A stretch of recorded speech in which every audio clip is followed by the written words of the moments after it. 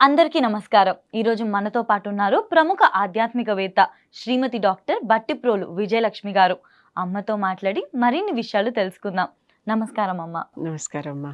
August 27న Vinayaka Chavithi అయితే వస్తుంది. ప్రతి గల్లీలో కూడా పోటాపోటీగా వినాయకులను పెట్టి అంగరంగ వైభవంగా పూజలైతే చేస్తూ ఉంటారు. అయితే ఈ వినాయక చవితి అప్పుడు సినిమాల ప్రభావం వల్ల ఎటువంటి విగ్రహాలను పెడుతున్నామో మనందరికీ తెలిసిందే కదా. అయితే ఒకప్పుడు మన సాంప్రదాయం ప్రకారం మట్టి గణపతియే మహాగణపతి అని అంటూ ఉంటారు. అసలు అలా ఎందుకు అంటారో అమ్మని అడిగి తెలుసుకుందాం. అమ్మ, మట్టి గణపతియే మహాగణపతి అని అంటూ ఉంటారు కదా, అసలు ఇది ఎందుకు వచ్చింది? మన శరీరంలో పూర్తిగా షట్చక్రాలు ఉన్నాయి. ఆ షట్చక్రాలలో అట్టడుగున ఉన్న అంటే కింద భాగంలో బేస్, మూలాధారం అంటాం దాన్ని. మనం దేని మీద అయితే ఆధారపడి కూర్చుంటామో అదే ఆధారం, మన బేస్ అన్నమాట.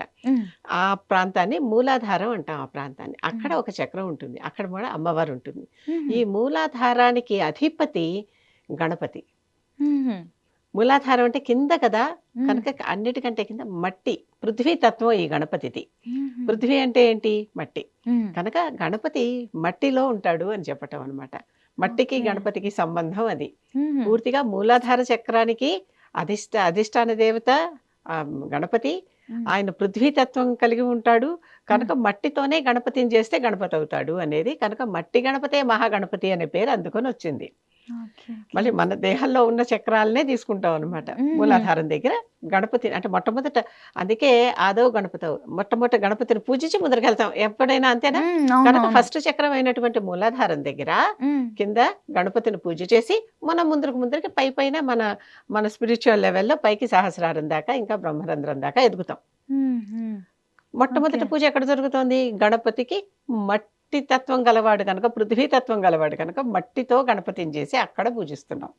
అదే అసలైన కారణం. అసలైన గణపతి పూజ అక్కడ జరగాలి. కనుక ఇది ఎవరికైనా, ఒకళ్ళకని కాదు, అందరికీ. కనుక మట్టి గణపతే మహాగణపతి. అందుకని ఎన్ని రకాల గణపతులు, ఇప్పుడు రకరకాల రంగురంగుల గణపతులు, బోల్డ్ పెయింట్లు వేస్తున్నారు, ఒక రకం మెటీరియల్తో తయారు చేస్తున్నారు. ఆ మెటీరియల్ ఒక్కొక్కసారి కరుగుతుంది, కరగదు కూడా. అవును, నీళ్ళలో ప్లాస్టర్ ఆఫ్ ప్యారిస్ ఏదైతే ఉందో అది పర్యావరణానికి హానికరమైంది కాదు, హానికరమే. అలాంటివి కూడా చేస్తున్నారు. కనుక పర్యావరణ హితమైనటువంటివి ఎట్లా అయినా చేసుకోవచ్చు. పర్యావరణ హితమైనటువంటివి అంటే మనం బతకాలి కదా, మళ్ళీ తర్వాత ఇక్కడ మన కోసమే. మనం ఇదేదో పక్క వాళ్ళని ఉద్ధరించటం కాదు. ఉద్ధరేదాత్మదాత్మానం, మళ్ళీ భగవద్గీత వస్తుంది. మనల్ని మనమే ఉద్ధరించుకోవాలంటే ఏం చేసుకోవాలి? జాగ్రత్తగా ఉండాలి. మనకి హానికరమైన పనులు మనం చేయకూడదు. చూస్తూ ముళ్ళబాటలో నడిచెళ్తామా? వెళ్ళం కదా. కానీ ఇక్కడ మాత్రం రకరకాలుగా ఈ పనికిరానటువంటి మెటీరియల్తో బొమ్మలు చేసేసి వాటికి భయంకరమైన కెమికల్ రసాయనాలతో కూడిన రంగులు పూసేసి చూడటానికి ఆకర్షణీయంగానే ఉంటుంది, కానీ తర్వాత ప్రమాదకరంగా పరిణమిస్తుంది. మళ్ళీ దాన్ని పూర్తిగా డిమాలిష్ చేయలేం మనం. మట్టి గణపతి అనుకోండి, ఏవో చెరువులోనో బావిలోనో అడుగు నుంచి కొంచెం మట్టి తీసుకుని చక్కగా దాంతో ముద్ద చేసి దేవుణ్ణి తయారు చేసి తీసుకొచ్చి పూజ చేసి మళ్ళీ తీసుకెళ్లి నిమజ్జనం చేసి దాంట్లోనే కలిపేస్తున్నాగా. ఎటువంటి హాని జరగట్లేదు ఇక్కడ, ఏమీ లేదు. అందుకని ఈ మధ్య పెద్ద గణపతి పెడితేనే మన స్టేచర్ అన్నట్టుగా చూపించుకోవడానికి, అందుకని పెద్ద పెద్ద గణపతులు, మట్టి గణపతులు కూడా పెద్ద పెద్ద గణపతులు పెట్టడం కూడా పద్ధతి వచ్చేసింది. 2 ఏళ్ల క్రితం వైజాగ్ లో అనుకుంటా దాదాపు 50-60 అడుగుల మట్టి గణపతిని పెట్టారు. అంటే ముందర ఒక ఫ్రేమ్ వర్క్ చేసేసుకుని పైన మట్టి పూసేసి అలంకారం చేసి పెట్టుకోవటం. అలా అది కూడా పర్వాలేదు, ఎందుకంటే లోపల ఉన్నవన్నీ బయోడిగ్రేడబుల్ అయినంత వరకు వాటికి ఎటువంటి హాని ఉండదు. అలా కాకుండా బయోడిగ్రేడబుల్ కానటువంటివి అంటే నేలలో దానంతట అవి చివికిపోయి, నేలలో, నీటిలో, గాలిలో, పంచభూతాల్లో చివికిపోయి పంచభూతాల్లో కలవని ఉంటాయే, అవి మాత్రం మనకి ప్రమాదకరం ఎవరికైనా. కనుక చేసేటప్పుడు ఇందాక ఒక మాట అడిగా, సినిమాల ప్రభావం వల్ల రకరకాల ఆకారాల్లో గణపతులు అని వాళ్ళు అభిమానించే హీరోలు గాని, యాక్టర్స్ గాని తీసుకొని వచ్చి ఇక్కడ వినాయకుళ్ళ మీద చూపిస్తున్నారు. యాక్చువల్ గా వాళ్ళు భక్తులుగా చూపించినంతసేపు తప్పలేదు. అంటే ఎవరో ఒక గొప్ప సినిమా నటుడో, ఒక గొప్ప ఆటగాడో పక్కనే కూర్చుని ఇలాగా నమస్కరిస్తూ మన ఆంజనేయుడి రూపంలో ఉంటారు కదా, రాముడు పక్కన ఆంజనేయుడిలాగా, అలా ఉన్నంతసేపు తప్పలేదు. వీళ్ళే ఆ దేవుడు అన్నట్టుగా చూపిస్తే అప్పుడు మిగిలిన వాళ్ళందరూ వాళ్ళలోనే ఆ దేవుణ్ణి చూస్తున్నట్టుగా మనం భావించాల్సి వస్తుంది. నిజంగా వాళ్ళకి ఆ లక్షణాలన్నీ ఉన్నాయా, వాళ్ళు ఇవన్నీ నమ్ముతున్నారా తెలియదు కదా. కనుక వీలైనంత వరకు పర్సన్ని దాంట్లో సూపర్ ఇంపోజ్ చేయటం తప్పు అనేది నా పర్సనల్ అభిప్రాయం. డెఫినెట్లీ కనుక ఆ పర్సన్ని మీకెవరో చాలా గొప్ప, మీరు ఎంతో అభిమానించి కొలిచే యాక్టరో, ప్లేయరో, మరొకరో ఉన్నారు. ఉన్నప్పుడు వాళ్ళని చక్కగా పక్కన భక్తుడి రూపంలో పక్కన పెట్టి వాళ్ళు కూడా గణపతికి నమస్కరిస్తున్నట్టు పక్కన పెట్టండి. హ్యాపీగా చేసుకోవచ్చు. వాళ్ళు కూడా పూజ చేసుకుంటున్నట్టు అయిపోలే. అవునవును. ఇష్టాన్ని ఈ విధంగా కూడా ప్రదర్శించుకోవచ్చు కదా. ఎప్పుడు కూడా భక్తుడు ఎప్పుడు భగవంతుడు పక్కనే ఉండి నమస్కరిస్తున్నట్టు సేవ చేస్తున్నట్లు ఉంటే అది అసలైన పద్ధతి. అవును, అది కరెక్ట్. అంతేగాని భక్తుడే భగవంతుడు అయిపోయినట్టు చూపించడం అనేది మాత్రం సరైంది కాదు. అది తేడా ఉంది. ఆ తేడా అందరూ గ్రహించుకుంటే బాగుంటుంది. ఇంకోటమ్మ, ప్రతి పూజ కూడా మీరు ఇందాక అన్నట్లుగా ముందుగా గణపతి పూజతోనే స్టార్ట్ అవుతుంది. వినాయకుడు పూజ అప్పుడు కూడా నేను గమనించింది, ఆల్రెడీ వినాయకుడే కదా, అయినప్పటికీ కూడా ముందు పసుపుది ఒకటి చేస్తారు, తర్వాత మట్టిది అన్నట్లు. ఎందుకలా రెండు రెండు ఇక్కడ కూడా?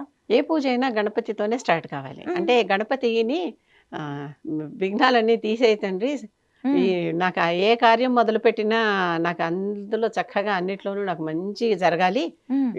నాకంటే లోకానికి అంతా మనం ఊరికే రిప్రజెంటేటివ్ అంతే కదా, అక్కడ అందరికీ మంచి జరగాలి. కనుక ఎటువంటి విఘ్నాలు ఉన్నా ఆ విఘ్నాలన్నీ తొలగించి మమ్మల్ని పూజ చక్కగా నిర్విఘ్నంగా చేసుకుని, నిర్విఘ్నం కురుమే దేవా అని చెప్పుకుంటాం కదా, చక్కగా అది చెప్పేసుకొని చేసేసుకోవటం. కనుక ఆ రకంగా చేసుకునేటప్పుడు మరి ఈ గణపతి పూజలో కూడా విఘ్నాలు రావద్దు కదా. అవునవును. పైగా ఇది మహాగణపతి పూజ, అవునా? పైగా సంవత్సరానికి ఒకసారి వచ్చే గణపతి పుట్టిన రోజుని మనం గణపతి పూజగా చేసుకుంటున్నటువంటి రోజు. కనుక ఈ గణపతి పూజలో కూడా విఘ్నాలు ఇవ్వద్దు అని చెప్పి చిన్న పసుపు గణపతిని చేసుకుని ముందర, ఈ పసుపు గణపతి మనకి పసుపు గణపతే, మహాగణపతి మట్టి గణపతి. కనుక ఈ పసుపు గణపతికి ముందర పూజ చేసి, నేను ఇప్పుడు మహాగణపతి పూజ చేసుకోబోతున్నాను, ఎలా అయితే ఇప్పుడు గౌరీ పూజ చేసుకోబోతున్నాను, ఇప్పుడు లక్ష్మీ పూజ చేసుకోబోతున్నాను, ఇప్పుడు రాముడు పూజ చేసుకోబోతున్నాను, ఇప్పుడు కృష్ణుడు పూజ చేసుకోబోతున్నాను అని గణపతిని ముందర ప్రార్థించి ఎటువంటి విఘ్నాలు తీసుకురావద్దు నాయనా, నన్ను కాపాడు అని అనుకుని చేస్తున్నాము. అలా గణపతి పూజ కూడా మహాగణపతి పూజ చేసుకోబోతున్నాను కనుక ఏమీ విఘ్నాలు ఇవ్వకొని ముందరే ఈ గణపతిని పూజించి, ఈయనకు కూడా పండో ఫలమో ముందర నైవేద్యం పెట్టేసి, వాటి పండో ఏదో పెట్టేస్తాం అక్కడికక్కడ నైవేద్యం పెట్టేసి, తర్వాత మహాగణపతి పూజ మొదలుపెట్టి చేసుకుంటాం. అది పద్ధతి. గణపతికి కోపం వస్తుందట, తనకి గనక పూజ చేయకుండా చేస్తే ఎట్లాంటి పనులు చేసినా. తమిళనాడులో తిరుక్కడియూరులో ఒక దొంగ పిల్లయ్యారని, అంటే ఆ దొంగ గణపతి అనమాట, దొంగతనం చేశాడు. కోపం వచ్చింది ఆయనకి, తనకు పూజ చేయకుండా సాగర మథనం చేసేస్తున్నారట. ఆయనకి ముందర పూజ చేసి కదా ఏదైనా పని మొదలెట్టాలి. నా అంతటి వాడిని నేను ఉంటే నన్ను పూజ చేయకుండా సాగర మథనం చేసేసుకుంటారా అని అమృత భాండం రంగానే పట్టుకుని ఎత్తుకుపోయి ఈ తిరుక్కడయూరు అనే చోట ఒక ఆలయంలో కింద భూగర్భంలో దాక్కుని మెట్ల కింద అమృత భాండం పెట్టుకుని కాపలా కూర్చున్నట్ట, ఎవరు ఎత్తుకుపోకుండా. వినాయకుడు అప్పుడు అందరు దేవతలు వచ్చారు, అమృత భాండం వచ్చింది, వినాయకుడు ఎత్తుకుపోయాడు, ఏం చేయాలి అని చెప్పి వెతుక్కుంటూ ఎందుకు అలి కూర్చున్నాడు అనమాట. అప్పుడు అందరు వచ్చి బతిమిలాడి, ఏంటమ్మా ఇలా కూర్చున్నావు చెప్పంటే, నా పూజ చేయకుండా మీరు మొదలు పెట్టారా, అమృతం దక్కినా మీకు దక్కనివ్వను, అది వచ్చినా మీకు దక్కనివ్వను, కనుక మళ్ళీ ఇప్పుడు నా పూజ చేయండి, అప్పుడు మెచ్చుకుంటే ఇస్తా అన్న. అప్పుడు అందరూ కలిసి ఆ గణపతికి, ఆ మెట్ల కింద గణపతికి పూజ చేసి ఆ కారిడార్లో అడుగు మూల ఎక్కడో దాక్కున్నాడు అనమాట. దాక్కున్న వాడికి పూజలు చేసి ఆ భాండం తీసుకొచ్చి తర్వాత అందరూ పంచుకున్నారని కథ. కనుక గణపతికి పూజ చేయకపోతే అడ్డాలు కూడా పడతాడు. అందుకని ఆయన పూజ చేసేటప్పుడు కూడా ఆయన పూజ చేసి నీ పూజ చేసుకుంటున్నా అడ్డం రాకని చెప్పడం, ఆయన పూజ చేసుకోవటం అలాగా. చక్కగా ఇది దీని వెనుక ఉన్న రీజన్ పసుపు వినాయకుని చేసుకోవడం. ఎందుకంటే వినాయకుడు అడ్డాలు పెట్టనుగలడు, అడ్డాలు తీయనుగలడు, రెండు సామర్థ్యుడే. అది ఇది 9 రోజులు పూజ చేసుకుంటారు కదమ్మా, ఎందుకని 9 రోజుల తర్వాత ఈ నిమజ్జనం ఇదంతా కూడా? సాధారణంగా నవరాత్రులు పూజ చేయటం మనకు అలవాటైపోయింది. అవును, అసలు మొట్టమొదటి వసంత నవరాత్రులతో మొదలవుతుంది. అలా అమ్మవారికే 4 నవరాత్రులు చేస్తాం. తర్వాత ఈ గణేష్ నవరాత్రులు ఒకటి వస్తుంది. ఈ గణేష్ నవరాత్రులు చేసుకునేటప్పుడు 9 ఎందుకనంటే 9 రోజులు పూజ చేస్తే అది సంపూర్ణంగా, ఇప్పుడు మనిషి గర్భంలో 9 నెలలు ఉంటాడు. ఆ 9 అనేది ఎంత ప్రత్యేకతో చూడండి. కనుక ఆ 9 రోజులు పూజ చేస్తే పూర్తిగా ఒక జీవితం అంతా పూజ చేసిన దాంతో సమానంగా అనమాట. అట్లాగా ఆ 9 అనే సంఖ్య అందుకనే వచ్చింది. ఏదైనా అమ్మవారికి కూడా 9 నవావరణలు, 9 ఆవరణలు ఉంటాయి. కనుక ఆ 9 అనే సంఖ్య అందుకు వచ్చింది. 9లో ఉన్న ప్రత్యేకత ఏంటంటే, ఒకసారి 9వ అక్కం గమనించండి. 9 ఒకట్లో 9, 9 2 18, 9 3 27 అలా వస్తుందా? ముందర 9, 1 8 కలిస్తే మళ్ళీ 9, 2, 7 కలిస్తే మళ్ళీ 9, ఓకే, తర్వాత ఓకే. 3, 6 కలిస్తే 9, ఉమ్, ఉమ్, 4, 5 కలిస్తే 9, ఉమ్, 5, 4 కలిస్తే 9, అలాగా మొత్తం అన్ని కూడా చివరి అంతే. దాకా. అంటే 9 ఎప్పుడు పూర్ణంగా 9గానే ఉంటుంది. ఉమ్, ఉమ్, ఉమ్. అటువంటి పూర్ణ సంఖ్య అనమాట అది. అందుకని ఓకే. 9 చాలా ప్రత్యేకమైన సంఖ్య. ఉమ్, అన్ని రోజులు పూజిస్తే ఒక సంపూర్ణమైన సర్కిల్ పూర్తయినట్టు అనమాట ఉమ్, అని ఆ 9 రోజులు పూజ చేయటం. అందుకనే ఓకే. చవితి నాడు వినాయకుడిని కూర్చోబెట్టి పూజ చేస్తూ ఉమ్, ఆ రోజుతో మొదలుపెట్టి, చవితి అంటే 4వ తిథి కదా, అవును. అనంత పద్మనాభ చతుర్దశి అని 14వ రోజున ఉమ్, ఒక చతుర్దశి వస్తుంది. ఆ ఉమ్, చతుర్దశి నాడు నిమజ్జనం చేయటం అలవాటు. అంటే 9 అయిపోయాక 10వ రోజు నిమజ్జనం చేస్తాం అనమాట. ఓకే. చెప్పా కదా 9 రోజులు పూర్తిగా ఒక ఉమ్, పద్ధతి అని. అవును. కనుక ఆ 9 రోజులు పూర్తిగా చేశాక ఉమ్, 10వ రోజున నిమజ్జనం చేయటం సాధారణంగా చేసేటటువంటి పద్ధతి. ఉమ్, ఈ మధ్యన కొంతమంది ఏం చేస్తున్నారు, ఉమ్, మేము అలా చేయలేము, ఉమ్, మాకు 10 రోజులు చేయలేము, అంటే 9 రోజులు చేసి అవును. 10వ రోజు నిమజ్జన కార్యక్రమం చాలా మాకు ఎక్స్పెన్సివ్ అయిపోతుంది, అంతసేపు మరి దేవుణ్ణి పెట్టామంటే అవునవును. ఆయన కావాల్సినవన్నీ చేయాల్సిందే కదా. అంతే కదా. మన ఇంటికి ఒక గొప్ప అతిథి వచ్చాడమ్మా, ఉమ్, కూర్చోబెడితే మరి 10 రోజులో 9 రోజులో వారం రోజులో ఎన్నాళ్ళు ఉంటే అన్నాళ్ళు అన్ని అతిథి మర్యాదలు అంత అవును. బాగా చేయాల్సిందే కదా. ఉమ్, కనుక మన స్తోమతను బట్టి ఒక రోజు 3 రోజులు 5 రోజులు అలా చేసేయటం అలవాటైపోయింది. ఉమ్. అంతకంటే ఏమీ లేదు. ఓకే, దానికి వేరే ఓకే. ప్రత్యేకత అంతకంటే, నైనా నిన్ను మేము అంతకంటే ఎక్కువగా చూసుకునేంత స్తోమత మాకు లేదు అని వేడుకోవటం, ఉమ్, దండం పెట్టి నిమజ్జనం చేయటం అంతే. ఓకే. అది. 11 రోజుల దాకా కూడా అదనేది సాగుతుంది ఇది కదా. యాక్చువల్లీ 9 రోజులు పూజ అయితే అయిపోయినట్టే. ఆ, 10 రోజు నిమజ్జనం చేసేయటమే. ఉమ్, నిమజ్జనం అంటే ఏంటి, ఆయన పంపించేస్తున్నాం. అవును. పంపించేస్తున్నాం కనుక అందరూ ఏం చేస్తారు, ఆ రోజు మంచి రోజు కాకపోతే, ఏదైనా వాళ్ళకి నచ్చిన తిథి కాకపోతే, ఉమ్, అన్ని రోజులు మంచివే, అన్ని తిథులు మంచివే. ఉమ్, నిజంగా చూస్తే ప్రతి తిథికి ఒక ప్రత్యేకత ఉంది. ఉహుం, అసలు అమ్మవారి నామాల్లో ప్రతి తిథికి ఒక దేవత. ఉహుం, మొత్తం ఉమ్, షోడశ నిత్యలు 16 తిథులు కదా, ఉమ్, పౌర్ణమి అవును. అమావాస్య మొత్తం 16 తిథులు, ఉమ్, షోడశ నిత్యలు ఉన్నారు. ఆ దేవి ఆ రోజుకి పనులన్నిటికీ ఆవిడ రక్షిస్తుంది. ఉమ్, నిజంగా భావిస్తే తప్పు అనేది ఏది ఉండదు. ఉమ్, ఎక్కువ ఒప్పు, అంతకంటే కొంచెం తక్కువ ఒప్పు అలా ఉంటాయి తప్పితే తప్పులు అనేవి ఏమి ఉండవు. ఓకే, మనం ఓకే. భావించటం భయపడటమే. ఉమ్, ఉమ్, అంత భయం చక్కగా మనసుతో పూజ చేసినప్పుడు అంత భయం అనవసరం. కనుక ఉమ్, అంతే తప్పితే కొన్ని రోజులు బాలేవనో ఇలా చేసి కొద్దిగా డిలే చేస్తారు.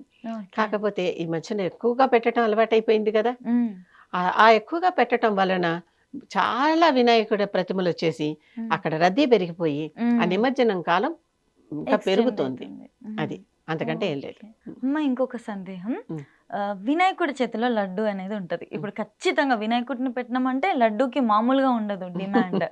మన సనాతన ధర్మం ప్రకారం, సాంప్రదాయం ప్రకారం అసలు వినాయకుడికి అసలైన నైవేద్యం ఏంటి? లడ్డూయేనా? అసలు లడ్డు అనేది మనకి లేదు, సనాతన సంప్రదాయంలో లేదు, మధ్యలో వచ్చింది. తప్పని చెప్పటల్లా నేను, మొదటి నుంచి లేదు, మధ్యలో వచ్చింది. ఓకే. మధ్యలో వచ్చింది అది ఒక రకంగా తేలికవటం వల్ల దేని వల్ల అది మనకి పాడైపోకుండా ఉంటుంది. వినాయకుడికి మామూలుగా మన సనాతన సంప్రదాయంలో పెట్టేటటువంటివి కుడుములు, ఉండ్రాళ్ళు. ఓహో. అవి బియ్యంతో చేస్తారు.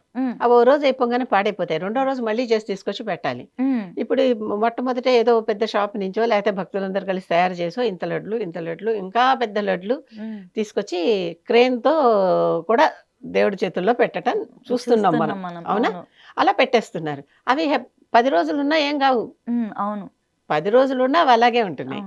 కనుక లడ్డూని అందరూ ప్రిఫర్ చేస్తున్నారు. వెంకటేశ్వర స్వామి కూడా లడ్డు ప్రసాదం అని తెచ్చుకుంటున్నాం, కానీ అన్న ప్రసాదాలే అసలు ప్రసాదాలు.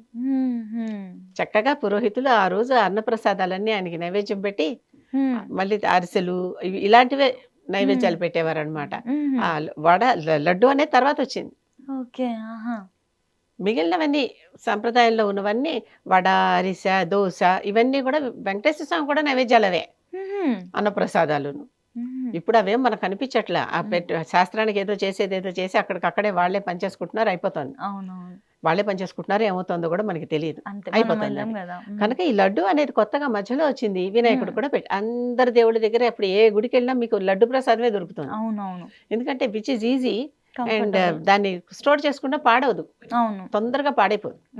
అందుకని ఆ సౌకర్యం ఉంది దానికి, అందుకని చేస్తున్నారు. చక్కగా వినాయకుడు కూడా లడ్డు పెడుతున్నారు. ఆ లడ్డు నుంచి రకరకాల నమ్మకాలు, రకరకాల సంబరాలు, సరదాలు అన్ని కూడా జరుగుతూనే ఉన్నాయి. అసలు లడ్డు అనేది ప్రసాదం కదా, అందరు చక్కగా పంచుకోకుండా ఇప్పుడైతే మనం చూస్తున్నాం వేలంపాట జరుగుతుంది. అసలు అది ఇంకెలా జరుగుతుంది అంటే చూడ్డానికే చాలా కొంతమంది ఎంటర్‌టైన్‌మెంట్ కోసము వచ్చి వేలం పాట చూస్తా ఉంటారు. ఒక్కొక్కరు ధరలు చెప్పుకుంటూ వెళ్తుంటే ఆర్థిక స్థాయిని బట్టి ఆ, అలా పెరుగుతూ ఎలక్షన్స్‌కి ఉండేంత హడావిడి అనేది మనం చూస్తూ ఉంటాము. ఉమ్, అది తీసుకున్న వాళ్ళకి చాలా కలిసొస్తుందనే నమ్మకము. ఉమ్. అది కొన్న వాళ్ళు ఇలా చేస్తా ఉంటారు. అసలు ఈ వేలం పాట సంప్రదాయం అసలు ఏంటమ్మా? ఇది కొత్తగా వచ్చిందేనమ్మా. ఈ మధ్యనే గత 15-20 ఏళ్ళ నుంచి వచ్చిందేమో, అంతకు ముందర ఎక్కువగా లేదు అసలు ఇది. హుహు. ఇదంతా ఎందుకోసం అంటే, ఏదైనా ఒక ఊళ్ళో గణపతిని పెడితే హ్మ్. వేలం పాట పాడి ఆ గణపతి ప్రసాదాన్ని ఎవరో ఒకరు కొనుక్కుంటారు. హ్మ్. ఇది ఆ ఊరు బాగు కోసం వాడుకునేవారు. హుహు. ఓకే. ఆ ఊళ్ళో ఏవో పనులు ఉంటాయి కదా, రోడ్లు అవునవును. వేయటమో, ఏవో చిన్న చెరువులు చిన్నవి. తవ్వించడమో, హ్మ్. పూడికలు తీయించడమో, ఏవో పనులు ఉంటాయి కదా, హ్మ్. వాటి కోసం వాడుకునేవాళ్ళు. ఓకే. అసలు అలా ఏర్పడిన పద్ధతి ఇది. హ్మ్. ఆ ఊరు బాగు కోసం, హ్మ్. లేకపోతే ఒక కాలనీ అయితే ఆ కాలనీ బాగు కోసం, హ్మ్. లేకపోతే ఒక కమ్యూనిటీ అయితే ఆ కమ్యూనిటీ బాగు కోసం. హ్మ్. అంటే ఒక గేటెడ్ కమ్యూనిటీ ఉంది, అక్కడ ఓకే. పెట్టారు. ఆ గేటెడ్ కమ్యూనిటీ వాళ్ళే ఆ ధనాన్ని వాడుకుంటారు. ఆ హ్మ్. రకంగా హ్మ్. వాడుకుంటారంటే ఆ గేటెడ్ కమ్యూనిటీ అభివృద్ధి కోసం, హ్మ్. వాళ్ళ సౌకర్యాల కోసం. హ్మ్. అంతకు మించి వేరే ప్రత్యేకంగా దీనికి ప్రయోజనం ఏమీ లేదు. కాకపోతే ఎవరైతే కొనుక్కున్నారో వాళ్ళు మేము కదా గెలిచాం వేలం హ్మ్. పాటలు అని ఆనందంగా ఉంటారు. మాకు ఈ సంవత్సరం అంతా గెలుపులు హ్మ్. అనేటటువంటి సెంటిమెంట్. నమ్మకంతో ఉంటారు, సెంటిమెంట్‌తో ఉంటారు. హ్మ్. కొంతమంది ఏమో ఆ ప్రసాదాన్ని చక్కగా తల మీద పెట్టి తీసుకొచ్చి హ్మ్. అందరికీ పంచుతారు. అవును. వచ్చి ఉన్న వాళ్ళందరికీ పంచుతారు. ఇంకా కూడా మిగిలిపోతే అంటే ప్రసాదం కదా, ఇది పాడు చేయకూడదు. అవునవును. మనం పారేయకూడదు. హ్మ్. కనుక పొలాల్లోనూ అలాంటి చోట చల్లేస్తే భూమిలో కలిసిపోతుంది హ్మ్. అవును. అని అలా చేస్తూ ఉంటారు. అలా ఓకే. చల్లితే ఓకే. పంట బాగా పండుతుంది. ఈ అంటే ఒకసారి పండిందనుకో బాగా, తర్వాత నుంచి ఆ నమ్మకాలు వచ్చేస్తాయి. హుహు. ఓకే. ప్రతిసారి పండకపోవచ్చు, ఆ చేసే పదార్థాలను బట్టి ఉంటుంది గదా! అవునవును. హ్మ్. అంతే. ఏదైనా ఇది బయోడిగ్రేడబుల్ కనుక చక్కగా నేల మీద ఏయంగానే హ్యాపీగా. కలిసిపోతుంది అవును. కాసేపటికి. అంటే హ్మ్. 1, 2 రోజుల్లో, 3, 4 రోజుల్లో మట్టిలో అంతే. కలిసిపోతుందది. హ్మ్. ఇంక మనకి పాడైపోయింది అన్న ఇంట్లో ఫీలింగ్ ఉండదు. లేకుండా ఈ ఉండదు. విధంగా గూడా ఆ! చేసుకుంటారు. భూమిలోనే కదా! అందుకనే అవును. ఈ పంచభూతాల్లోది ఎక్కడ నిమజ్జనం చేసినా తప్పు లేదు. హ్మ్. అందుకనే కొన్ని చెట్టు కింద పెట్టేసి వెళ్ళిపోతూ ఉంటారు. గాలిలో అలా పెట్టేసామనమాట అంతే. అవునవును. మట్టిలో కలిపేయటం. ఆహా! మొక్కల్లో పెట్టేస్తే నీళ్లు పోసేయండి, తర్వాత మట్టిలో కలిసిపోతుందంటున్నారా? హ్మ్. హ్మ్. ఆ తర్వాత నీళ్ళలో కలిపేయటం. హ్మ్. అంతే, అన్నీ ఇలాగే. ఇలా కలిపేసేయటం అనమాట. ఓకే. ఓకే. అంతేగాని దానిని మట్టి గణపతి గనక హ్మ్. మళ్ళీ మళ్ళీ ఉంచుకోవద్దని. ఇప్పుడొచ్చేటటువంటి రకరకాల గణపతుల్ని హ్మ్. నిమజ్జనం చేయటం కూడా కష్టంగానే ఉంది. అవును. నిజాయితీగా చూస్తే అసలక్కడ ఫ్లోట్ అవుతుంటాయి అవి. అవును. నీళ్ళలో వేస్తారు. అవును. పెద్ద పెద్ద చెరువుల్లో వాటిల్లో ట్యాంక్స్‌లో తీసుకెళ్ళేస్తారు. హ్మ్. అవి ఫ్లోట్ అవుతూ ఉంటాయి. నిన్నటిదాకా దేవుడన్న ఒక ఫీలింగ్, విగ్రహం భావన. మీద హ్మ్. నిన్నటిదాకా దండం పెట్టాం గదా, సాష్టాంగ నమస్కారాలు, అవును. మొక్కులు, హుండీలు అన్నీ చేశాం గదా! దాని మీద ఎక్కి, తొక్కి, మీదకెక్కి కూర్చుని దాన్ని పగలగొట్టి హ్మ్. అందరూ నిమజ్జనం రోజున చూస్తున్నారు. 2 రోజుల తర్వాత ఎళ్లి చూడాలక్కడికి. హ్మ్. పగలగొట్టి వాటికి అలంకరించిన నగలు, దానికి లోపల ఫ్రేమ్‌లాగా పెట్టిన చెక్కలు, ఇనుప సామాను అదంతా తీసుకొనొచ్చి మళ్ళీ వీళ్ళు అమ్ముకుంటారు, లేదా వేలం వేసుకుంటారు మళ్ళీ. అదెంత డిస్‌రెస్పెక్ట్‌ఫుల్ గదా! కదా! ఇంకసలు. మరి నిన్నటిదాకా దానికి అంత మర్యాదుంది. హ్మ్. మర్యాద లేకుండా రెండో రోజు చేస్తున్నామంటే అలాంటి విగ్రహం పెట్టకపోతే ఇంక పెట్టకపోవడమే మంచిది గదా! ఆ విధంగా దాన్ని అలా జేయడం చక్కగా ఒక కన్నా. మంచి మట్టి విగ్రహం హ్మ్. పెట్టుకొని దానికి పూజ చేసేసి చేయొచ్చు కదా! హ్యాపీగా. అవును. నిజంగానే 2 రోజుల తర్వాత ఒక్కసారి ట్యాంక్ బండ్ మీద బస్సులో వెళ్ళాలి. హ్మ్. బస్సులో ఏంటంటే పైనుంచి చూస్తాం. అవునవును. మనకి వీలుగుంటది. చూడ్డానికి అర్థమవుతది అసలు ఆ ఏమవుతుందక్కడ సీన్ అని. చూడాలి తప్పకుండా. హ్మ్. వీలైతే మీ యూట్యూబ్ టీవీ వాళ్ళు, హ్మ్. యూటీవీ వాళ్ళు హ్మ్. చక్కగా 2 రోజుల తర్వాత కూడా పిక్చర్స్ తీసి పెట్టి, ఇలా చెయ్యటం ఎందుకు? హ్మ్. దేవుడిని ఇంత అమర్యాద పూర్వకంగా పంపించటమే. అప్పటిదాకా దేవుడు, అప్పటినుంచి హ్మ్. కాదా? అంతేగా. హ్మ్. ఇది ఖచ్చితంగా కవర్ జేయాల్సిన విషయం. అందరికి కనుక తెలియజేయాల్సిన విషయం. అలాంటివి పెట్టకండి. హ్మ్. ఇప్పుడు పూలతో, పళ్ళతో గణపతి ఆకారం చేస్తున్నారు. హ్మ్. చక్కగా అదయిపోయాక అవేం పాడయ్యే వస్తువులు కాదు. అవును. పూలందరికీ పంచిపెట్టేయండి. అంతే హ్మ్. కదా! హ్మ్. పళ్ళందరికీ పంచిపెట్టేయండి. అవును. లేకపోతే ఏ గోశాలలోనో ఇచ్చేయండి. హ్మ్. ఆవులు తినేస్తాయి కదా! అవునవును. అవి చేయొచ్చు.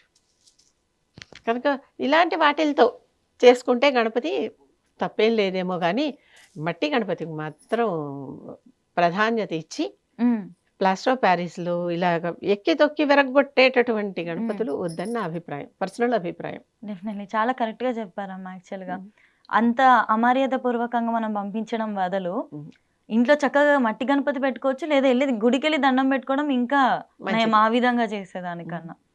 ఇంకొకటమ్మా, మీరు గమనించారా? ఈ మధ్య కాలంలో కొంతమంది ఎవరైతే ఈ పర్యావరణంని రక్షించాలి అని చెప్పేసి కొన్ని గ్రూప్స్ ఉంటాయి కదా! ఆ! వాళ్ళు గూడా ఈ మధ్య కొత్తగా చాలా హ్యాపీగా కొన్ని వినాయకుడిలో తీసుకొచ్చారు. అందులో విత్తనాలు ఉంటాయి. అవును. మంచిగా మొక్కేసుకొని దాన్ని మన ఇంటి బాల్కనీలోనో వరండాలోనో ఒక అవును. కుండీలో పెడితే అందులో నుంచి చెట్టు వచ్చేస్తుంది చాలా అనమాట. బాగుంది. ఇది కూడా అవును. అది ఏదన్నా చేసినా తిరిగి మళ్ళీ మనకి హాని కలగకుండా ఉండటానికి మనకి మేలు జరిగేలాగా చేస్తే అది మంచిది.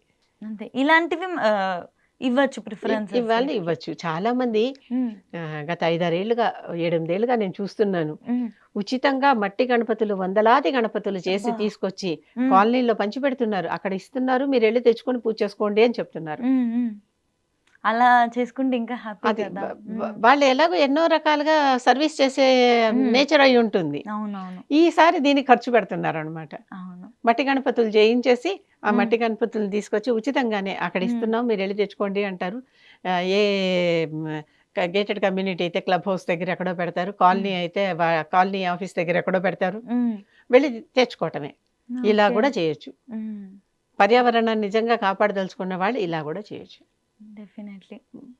అమ్మ ఇంకొకటి, కృష్ణాష్టమి రోజు ఉట్టి కొట్టడం అనేది అందరం కూడా చూస్తూ ఉంటాం. అది ఖచ్చితంగా చేస్తూ ఉంటారు చాలా హ్యాపీగా. అయితే వినాయక చవితికి కూడా ఉట్టి కొట్టడం అనేది చూడడం జరుగుతుంది. ఇది అసలు ఎప్పటి నుంచి స్టార్ట్ అయింది? వినాయక చవితి ఉట్టి కొట్టడం ఒక తెలంగాణలోనే ఆచారం ఉంది, ఇంకెక్కడ లేదు. ఇక్కడ తెలంగాణలో ఆచారం ఏంటంటే, అంటే మరి కృష్ణాష్టమికి ఏమో చెయ్యరు ఉట్టి కుట్టే ఆచారం. వీళ్ళకి ఎందుకని వచ్చిందో, బహుశా ఏనుగు కూడా తొండంతో ఇలా కొడుతుందని భావిస్తారో ఏమో.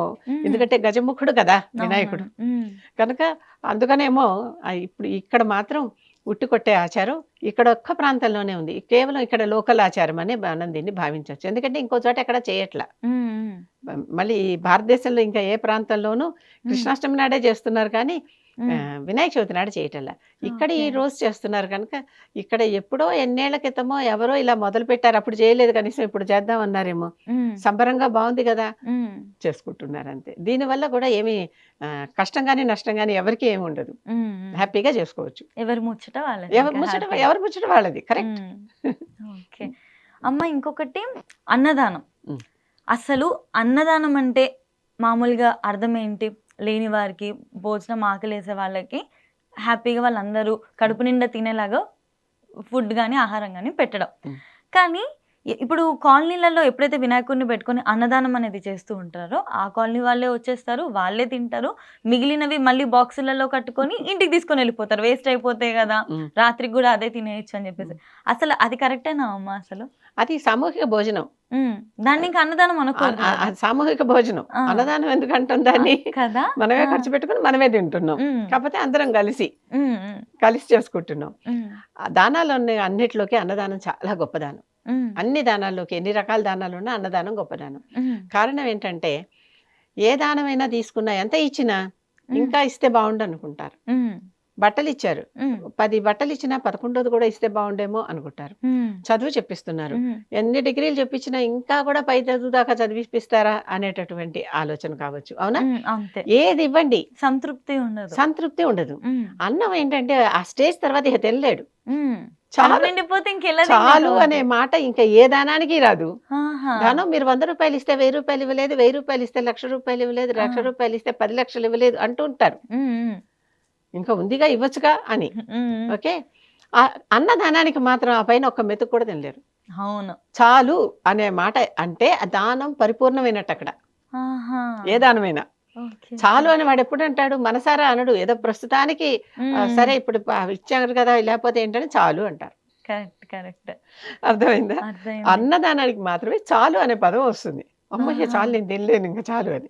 అందుకని అసలు అన్నదానానికి ఒక్కటే అర్హత, ఆకలి కలిగి ఉండటమే. వాళ్ళు ఎవరనేది కూడా చూడక్కర్లా.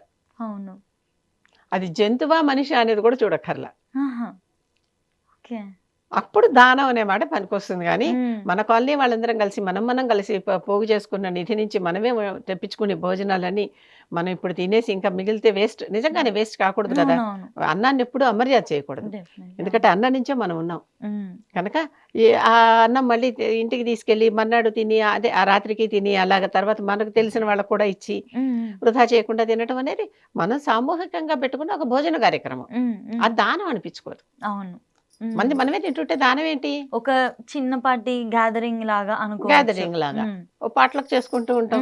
ఇక్కడ డబ్బులు కలుపుకుని వండుకొని తీసుకురాకుండా డబ్బులన్నీ వేసుకుని పంచుకుని తింటున్నాం అంతే. పంచుకోవడం. ఓకే. అది అది అన్నదానం కిందకి లెక్క కాదు. అన్నదానం అంటే అది తిన్నాక ఒక మనిషి ఆకలిగా ఉన్న మనిషి తిన్నాక ఇక చాలు అనాలన్నమాట. అది అన్నదానం. ఓకే. అదే ఈ అర్థాన్ని దీని అర్థం ఇదైనప్పుడు కాలనీస్లలో, వీధులలో, గల్లీలలో పెట్టుకున్న వాటికి అన్నదాన కార్యక్రమం అనకూడదు. అదే అదే దానం అనగానే వాడేం దానికి ఎదురు ఇవ్వడు. మనం కొంత మూల్యం చెల్లించి తినేది దానం ఎలా అవుతుంది? అవును కదా, కరెక్ట్ కదా. మనం కొంచెం డబ్బు కానీ ఏదన్నా సరే చెల్లించి తినేది మూల్యం, అది అన్నదానం ఎందుకైతుంది? మనకి అవతల వాళ్ళు వాళ్ళ జేబు నుంచి మనకి ఇస్తేనే అది దానం అవుతుంది, జేబు నుంచో దేని నుంచో అది. అంతేగాని దాని మిగిలిన వాటికి దానం అనే పేరు రాదు. అన్నదాన కార్యక్రమం అంటే తప్పనిసరిగా బయట వాళ్ళని పిలిచి ఇస్తున్నట్టే లెక్క, ఇస్తేనే అన్నదానం. అది అమ్మ. ఇప్పుడు నిమజ్జనం అనేది ఏదైతే ఉందో మీరు ఇందాక చెప్పారు కదా, 9 రోజులు చేస్తే సంపూర్ణంగా పూజ చేసుకున్నట్టు, ఆ తర్వాత వీలుని బట్టి నిమజ్జనం అనేది చేసుకుంటూ ఉంటారని చెప్పి. అయితే అసలు నిమజ్జనం చేసుకోవడానికి అసలైన పద్ధతి ఏంటమ్మా? ఎందుకంటే ఈ మధ్య కాలంలో చూసుకున్నట్లయితే రంగురంగుల డీజే లైట్లు, సినిమా పాటలు, అసలు ఆ పాటలకి ఎటువంటి అర్థం వస్తుంది అనేది కూడా ఎవరు పట్టించుకోరు. లైట్స్, పాటలు, అందరు అక్కడ డాన్స్ వేయడము. మరి మనం వినాయకుని పంపిస్తున్నాం కదా అని చెప్పేసి భక్తి పాటలు ఇలాంటివి ఏమి ఉండవు అన్నమాట. కొన్ని పాటల వరకు ఒక లిమిట్ ఉంటుందమ్మా, కొన్ని ఇంకా మరీ దారుణంగా కూడా ప్లే చేసేసి కొంతమంది మద్యం కూడా తీసుకొని వచ్చేసి అసలు ఇంకా అది ఎంజాయ్ చేస్తూ ఉంటారు అన్నమాట. ఇంకా అది అసలు నిమజ్జనం చేసే పద్ధతిలో అసలు కన్సిడర్ చేయొచ్చు అంటారా? చతుష్షష్ఠోపచారాలలో నృత్యం, గానం ఇవన్నీ కూడా సేవలే ఏ దేవతకైనా. కనుక ఆ సమయానికి ఎప్పుడైనా కూడా పద్ధతిగా చేసేటటువంటి వాళ్ళు ఎవరిళ్ళలో అయినా పూజకి వెళ్తే ఆ దేవతను అక్కడ కూర్చోబెట్టి ఒక కీర్తనో, పద్యమో, పాటో పాడతారు. అలాగే నృత్యం వచ్చిన వాడు నృత్యం కూడా చేస్తాడు. ఆ దేవతకి సంబంధించిన ఒక శ్లోకం పాడుకుంటూ ఆ శ్లోకానికో ఆ పాటకో నృత్యం. అంతేగాని ఇలాగ డీజే లాగా జిగేల్ లైట్లు పెట్టుకుని అలాంటి నృత్యాలు కావు. ఆ దేవతని తలుచుకుంటూ ఆ దేవతకి సేవలాగా నృత్యం చేయొచ్చు, గానం చేయొచ్చు. ఆ పక్కన మీరు డమడమాలు, టపటపాలు ఎన్ని పెట్టుకున్నా వాటికి మ్యూజిక్ అనమాట. అది అసలు భావం అది ఉండాలి. అది కాకుండా ఏం చేసినా వ్యర్థమే. అర్థమైందా? దేవుడికి మనం ఏదైతే ఇది నా నృత్య సేవ దేవుడికి సమర్పిస్తున్నాను అని దేవుడి దగ్గర నుంచి చక్కగా నృత్యం చేసి ఆ నృత్యాన్ని దేవుడికి సమర్పించటం, అలాగే చక్కగా గానం చేసి ఆ గానాన్ని దేవుడికి సమర్పించటం. గోపికలందరూ కలిసి కోలాటాలు ఆడటం ఇలాంటి ఆటలు కూడా ఉంటాయి కదా. అవన్నీ కూడా దేవుడిని ప్రీతి పొందటానికి, దేవుడిని చక్కగా మంచి చేసుకోవటానికి, దేవుడికి ముచ్చట కొలిపేలాగా మనం అందరం తయారై చేస్తే అది దేవుడికి ప్రీతి. దేవుడు ఎప్పుడైతే సంతృప్తి చెందుతాడో చక్కగా వరాలు ఇస్తాడు అని. అంతేగాని నువ్వు చెప్పేటటువంటి డాన్సులు అవన్నీ వాటికి రానే రావు. అంటే డాన్సుల్లో మళ్ళీ భక్తి ఉండి దేవుడి పాటనే పెట్టుకుని అది దేవుడి పాటో మరో పాటో తెలియనట్లుగా ఊరికే కేకలు పెడుతూ చేస్తే దేవుడు కూడా దడుచుకుని వెళ్ళిపోతాడు. అక్కడ ఎందుకు ఉంటాడు? అసలే పాపం బుజ్జి వినాయకుడు కదా, షాక్ అయిపోతారు ఏం చేస్తున్నారు అని చెప్పి. అంతే. Okay okay. సో ఆ విధంగా చేసుకుంటే నృత్యగాన సేవ అనేది మన ఉపచారాల్లోనే ఉన్నది కనుక నృత్యగాన సేవ చేయొచ్చు. కానీ దేవుడికి తగినట్టుగా చేయాలి, కానీ మన మనసుకు తగినట్టు కాదు. మన ఎంజాయ్మెంట్ కాదు అక్కడ, అది దేవుడికి అర్చన అంతే. అమ్మ, వినాయకుడు వచ్చేసి ఇంట్లో అయితే పూజ చేసుకుంటాం కదా అమ్మ, ఎప్పుడు అసలు ఈ వినాయకుడు గల్లీలో పెట్టడం అనే ఈ కాన్సెప్ట్ ఏదైతే ఉందో, అసలు ఇంట్లో ఉండాల్సిన గణపతి ఎప్పుడు బయటికి వచ్చాడమ్మా? అసలు ఒకప్పుడు ఏ కుటుంబానికి ఆ కుటుంబం ఒక వినాయకుడిని పెట్టుకుని చేసుకోవటం వచ్చింది. తర్వాత రాను రాను బయట గణపతులు పెట్టి అసలు ఇప్పుడు ఈ రోజుల్లో కారుకి అడ్డం పడిపోయి ఆపేసి చందాలు వసూలు చేస్తున్నారు. అవును, పిల్లలు డేంజరస్గా.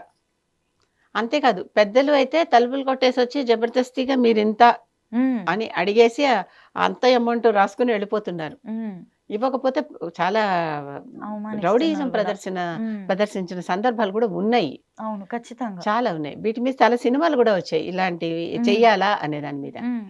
యాక్చువల్లీ గణపతి పూజ కానీ ఏ పూజ కానీ, ఇప్పుడు దుర్గా పూజ, లక్ష్మీ పూజ ఇవన్నీ ఏవి చేసినా అసలు ఇళ్లలో చేసుకోవటమే పద్ధతి మొదటి నుంచి కూడా. మన పూజలు ఏవి నలుగురికి ప్రదర్శన కోసం చేసే పూజలు కావు సనాతన ధర్మంలో, ఎవరికి వారే చేసుకునేటటువంటివి.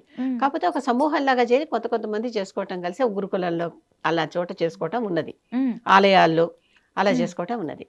కనుక ఆ సమూహాల వరకు ఒకటే. ఇప్పుడు మామూలుగా కామన్గా పబ్లిక్లో పెట్టి చేయటం అనేది అసలు ఎందుకని వచ్చిందంటే దీనికి రావడానికి కూడా ఒక ప్రత్యేకమైన కారణం ఉంది. ఉమ్, ఆ, మనకి స్వాతంత్ర సమరం జరుగుతున్న రోజుల్లో ఉమ్, మన వాళ్ళందరూ కలిసి ఏమన్నా మాట్లాడుకోవాలంటే ఎక్కడ వీళ్ళ కామన్ మీటింగ్ పాయింట్ ఉండేది కాదు.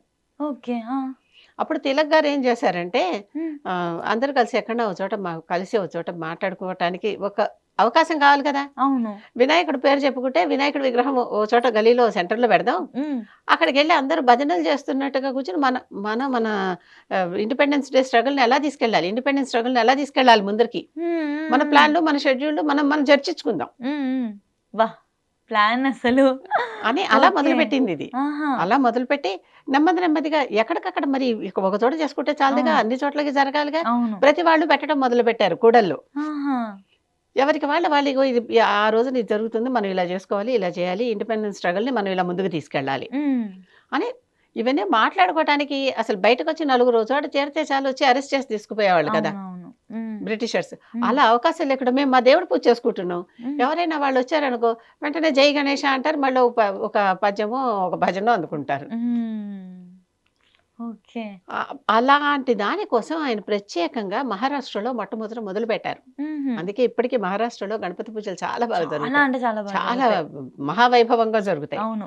అక్కడి నుంచి మొదలుపెట్టి తర్వాత దేశం అంతా విస్తరించింది. ఆహా. అంతే. బా, ఇంట్లో గణపతి బయటకి ఎందుకు వచ్చాడంటే అందుకు వచ్చాడు, ఇది అసలైన కారణం. కారణం అదే. ఓకే. వాళ్ళు ఒక పర్పస్ పైన ఒక కారణం చేత పెట్టింది, మనకి ఇది కల్చర్ బయట లాగా కలుసుకోవటానికి ఒక వచ్చేసింది. వంక కావాలి వాళ్ళకి, అవును. ఒక సమావేశ స్థలం కావాలి. ఉమ్, ఉమ్, దేవుడి కంటే పోన్లే వీళ్ళ పూజ కాబోలని ఊరుకునేవాళ్ళు వాళ్ళు, ఉమ్. అందుకని అక్కడ చేరేవాళ్ళు. ఓకే. ఈ కారణం ఎవరికి తెలియక తె- గల్లీ గల్లీనో ఇంకా రెండు రెండు విగ్రహాలు పెడతారు. ఈ గల్లీ వాళ్ళు ఇలా పెట్టినంటే మనం ఇంకా పెద్ద పెట్టాలని చెప్పేసి అవును. ఆర్థిక స్థాయిని చూపించుకోవడానికి ప్రెస్టేజ్ ఇష్యూ లాగా ఉమ్. ఇలా ఇన్ని వినాయకులు అయిపోయాయి బయట. యాక్చువల్లీ ఇప్పుడు కూడా అలాంటి కలిసినప్పుడు ఏదైనా ఒక సోషల్ సమస్య ఏదైనా ఉంటే ఆ రోజు ఆ సమస్య ఆ సభలో మాట్లాడుకుని ఆ సమస్యను తీర్చుకుంటే మన మన గల్లీలో వాటర్ సరిగా నీరు పోవటం లేదో రావటం లేదో ఉమ్, కదా, అవును. రోడ్డు పాడైందనో ఏదో చేసుకుని ఆ వచ్చిన డబ్బుతో వాళ్ళు చక్కగా ఆ కార్యక్రమం ఏదో చేసుకుంటే మంచే కదా. అవును. ఏదైతే మంచి జరుగుతుంది చివరికి. అది. అమ్మ ఇంకొకటి, చిన్నప్పుడు వినాయక చవితి వచ్చిందంటే చాలు బ్యాగ్లో ఉన్న టెక్స్ట్ బుక్లన్నీ బయట పెట్టేసి గంధంతో చక్కగా ఇలా దిద్దేసుకుని మొక్కుమని చెప్పేసి అనేవాళ్ళు. అవును. ఎందుకని చెప్పేసి వినాయక చవితికి బుక్స్ పైన అలా పెట్టడం, ల్యాప్టాప్స్ పైన కూడా పెడుతూ ఉంటారు. అవును. రీజన్ ఏమై ఉండొచ్చు? అంటే ముందర పుస్తకాల మీద పెట్టారు, ఇప్పుడు అంతా PDF లు అయిపోయినందుకు. డిజిటల్ స్టడీస్ అయిపోయాయి కదా, కనుక అవి కూడా వచ్చేసాయి. కనుక ఇవన్నీ ఎందుకంటే ఏదైనా చదువు మొదలు పెట్టేటప్పుడు గణపతిని ప్రార్థించి మొదలు పెట్టడం. గణపతి విద్యాధి దేవత. ఓకే. తొండమున ఏకదంతము తోరపు బొజ్జయు వామహస్తమున్ అని ఉంటుంది కదా, అక్కడే కోరిన విద్యలకెల్లా నొజ్జయే ఉండేది ఓయి గణాధిప నీకు మొక్కెదన్ అంటున్నావా. కోరిన విద్య కల్లా, అది కంప్యూటర్ విద్య కానీ మామూలుగా పుస్తకంలో విద్య కానీ మరొకటి కానీ, నృత్యం కానీ గానం కానీ ఏదైనా సరే, ఏ విద్య నువ్వు కోరుకుని చేస్తున్నావో ఆ విద్యల కల్లా వజ్జయే, వజ్జ అంటే ఉపాధ్యాయుడు, గురువు. నువ్వు ఏ విద్య చెప్పమన్నా ఆయన చెప్తాట, ఆయన సకల విద్యా స్వరూపుడు. కోరిన విద్యలకెల్లా నొజ్జయే ఉండేడు ఓయి గణాధిప నీకు మొక్కెదన్ అని మరి ఆయన మరి అన్ని విద్యలు వచ్చిన ఆయన దగ్గర ముందర బ్లెస్సింగ్ తీసుకోవాలి కదా. అవును కదా. కనుక మన పుస్తకం మీద రాసేసి చక్కగా పసుపు బొట్టు గంధం బొట్టు పెట్టేసి కుంకుమ బొట్టు పెట్టి ఆయన పాదాల దగ్గర పెట్టి ఇగో ఈ విద్య నేను మొదలెడుతున్నాను, ఆశీర్వదించి మొదలు పెట్టించు అని చెప్పాలి. ఓకే, ఇది రీజన్. అన్ని రకాల మతాల్లో గాణపత్యం ఒకటి. ఆ గాణపత్యం అంటే గణపతిని ఆరాధించే వర్గం వాళ్ళు. గణపతే వాళ్ళ ప్రధాన దేవత. అలాంటి వాళ్ళకి గణపతే విద్య చెప్పే గురువు కూడా. ఓకే. అందుకని చెప్పేసి మంచిగా బుక్స్ పైన కానీ పుస్తకాల పైన అలా రాపిచ్చేస్తారు. వజ్జ అంటే ఉపాధ్యాయుడు. ప్రకృతి వికృతి అని పదాలు ఉంటాయి కదా, వజ్జ అనేది వికృతి పదం. అమ్మ ఇప్పుడు నవరాత్రులు వస్తున్నాయి కాబట్టి పిల్లలందరికీ కూడా వినాయక చవితి అంటే చాలా ఇష్టమైంది. ఎందుకంటే అందరూ కలుస్తారు. నిజం చెప్పాలంటే వినాయక చవితి అనేది పూజలు ఇవన్నీ కూడా ఏ విధంగా అయితే ఒకవైపు వెళ్తూ ఉంటాయో, కాలనీలో ఉన్న వాళ్ళందరూ ఐక్యమత్యంగా కలిసి ఒక పనిని ఆర్ ఒక ఈవెంట్ని కలిసి చేయడము, ఒక ఐక్యమత్యం అనేది, యూనిటీ అనేది మనకి కనిపిస్తా ఉంటది. ఎవరి ఇళ్లలో, ఎవరి లైఫ్‌లలో వాళ్ళు బిజీగా ఉన్న కాలంలో ఈ వినాయక చవితి సందర్భంగా అందరూ మంచిగా కలుసుకొని సోషల్ లైఫ్ కూడా బాగుంటుంది. మంచిగా చాలా ప్రేమగా మాట్లాడుకోవడం. పిల్లలకైతే ఇంకా అదొక పెద్ద పండుగ ఇంకా. రోజు సాయంత్రం అక్కడ పూజల కోసం కలవడము, నైవేద్యం రకరకాల నైవేద్యాలు తినడం ఇదంతా చాలా బావుంటది గదా! అసలు వీళ్ళందరికీ కూడా చిన్న కానివ్వండి, పెద్ద కానివ్వండి, ఎవరైనా గానివ్వండి, ప్రతిరోజు చాలా సులభంగా చదువుకునే ఒక శ్లోకం చెప్తారా? హ్యాపీగా వాళ్ళు రోజు చదువుకునేలాగా? శ్లోకాలు గణపతికి చాలా ఉన్నాయి. హ్మ్. అసలు గణపతి పంచరత్నమాల అని అదొక 5 శ్లోకాలున్నాయి. అవి హుహు. కూడా చదువుకోవచ్చు. చక్కగా రోజు కూర్చొని చదువుకోవచ్చు. హ్మ్. ఒక శ్లోకం మాత్రం కొద్దిగా ఎప్పుడు అసలక్కడ ఆ శ్లోకం గణపతిది అని చెప్పుకుంటున్నాం. ఆ! అందరికి అది గణపతిది అని కాదనే వాళ్ళెవరు ఉండరు. హ్మ్. ఆ శ్లోకం ఏంటంటే, హ్మ్. శుక్లాంబరధరం విష్ణుం శశివర్ణం చతుర్భుజం హ్మ్. ప్రసన్నవదనం ధ్యాయేత్ సర్వ విఘ్నోపశాంతయే. హుహు. అన్ని విఘ్నాలు శాంతించటం కోసం, సర్వ విఘ్నాలు శాంతించటం కోసం హ్మ్. ఈయనకి ధ్యాయేత్ ధ్యానం చేస్తున్నాం. ఎవరు హ్మ్. ఆయన? హ్మ్. శుక్లాంబరధరం, శుక్ల అంటే తెలుపు అని అర్థం. హుహు. తెల్లని వస్త్రాలు ధరించినవాడు. హ్మ్. అంబరం అంటే వస్త్రం. ఓకే. శుక్లాంబరధరం. హ్మ్. శశివర్ణం, చంద్రుడి వర్ణం వంటివాడు, అంటే చక్కగా తెల్లటి మొహం అది అలా ఉన్నవాడు. హ్మ్. శశివర్ణం, చతుర్భుజం, 4 భుజాలు ఉన్నవాడు. హ్మ్. ప్రసన్నవదనం, ప్రసన్న వదనంతో ఉన్నవాడు. హ్మ్. అటువంటి దేవుణ్ణి నేను అన్ని విఘ్నాలు హరించటం కోసం ప్రార్థిస్తున్నాను. అంటే అన్ని విఘ్నాలు శాంతపడిపోవాలి, ఏ విఘ్నాలు రావద్దు అని. హుహు. దీంట్లో గణపతి పేరు ఎక్కడుంది? హ్మ్. మరి ఎందుకని ఇది కానీ గణపతి చదువుతున్నారు? స్తోత్రంగానే ఇది ఆ! ప్రసిద్ధి కదా! అవునవును. లోకల్లో అందరూ ఎవరు చెప్పుకున్నా ముందర గబగబా గణపతి ప్రార్థన అవును. చేయమనంగానే హ్మ్. చకచకా ఈ శ్లోకం చెప్పేస్తున్నారా? హ్మ్. హ్మ్. మళ్ళీ దీని తర్వాత అగజానన పద్మార్కం అంటే అక్కడ గజానన అంటే ఏనుగు ముఖం కలవాడా అనే మాట ఉంది కనుక అది గణపతిదని తెలుస్తోంది. హ్మ్. కనుక వక్రతుండ మహాకాయ, ఆ శ్లోకంలో కూడా వక్రతుండ ఉంది అంటే హ్మ్. ఈ తెలిసిపోతోంది ఇవన్నీ. హ్మ్. ఇవన్నీ తెలిసాక ఇక్కడ దీంట్లో ఎక్కడ గణపతి రూపం గాని, పేరు అసలెక్కడ ఆయన కట్టుకున్న రావట్లేదు. బట్టలు చెప్పాడు, ఆయన శరీర వర్ణం చెప్పాడు, ఆయనకు హ్మ్. 4 బాహువులు ఉన్నాయని చెప్పాడు. హ్మ్.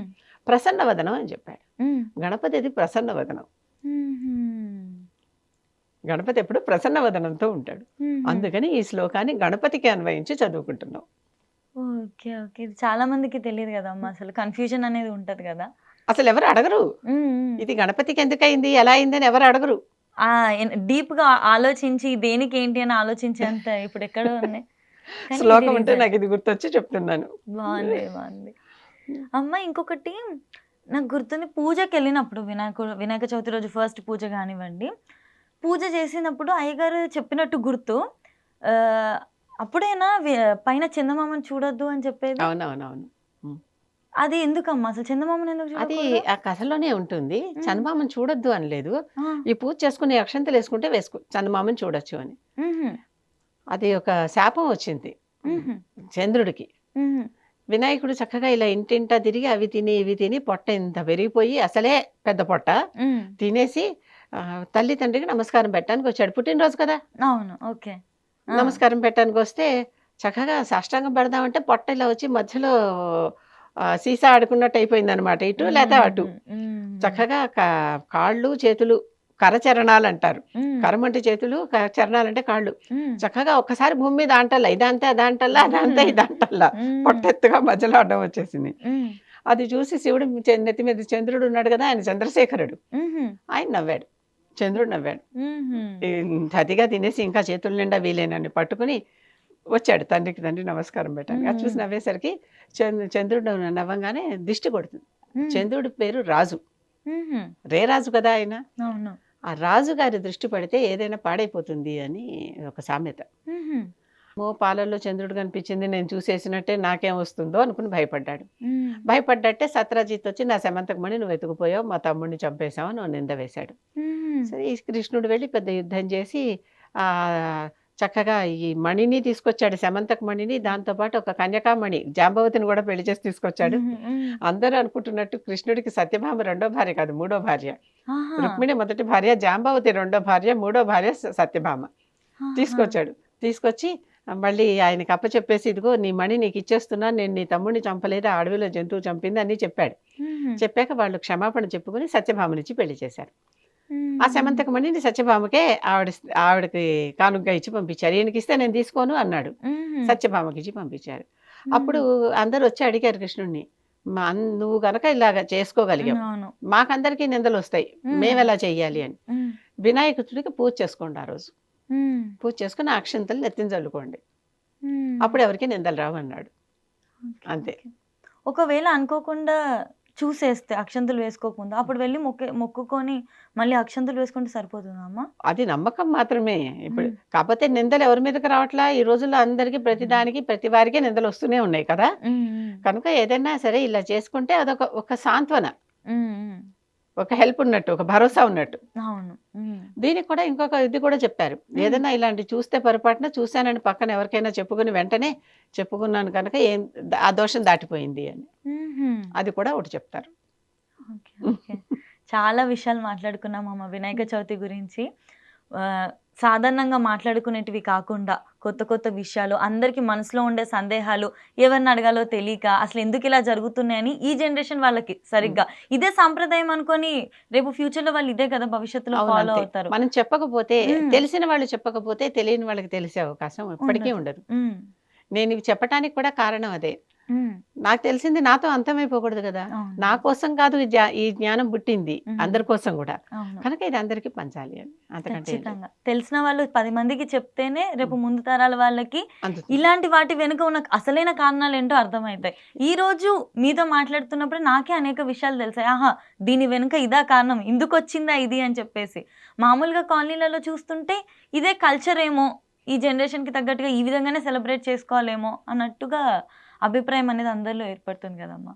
మీ యొక్క దీని పట్ల ఉన్న మీ జ్ఞానం అంతా కూడా మన యూటీవీ ప్రేక్షకులందరికీ కూడా షేర్ చేసుకున్నందుకు చాలా చాలా థాంక్స్ అమ్మా.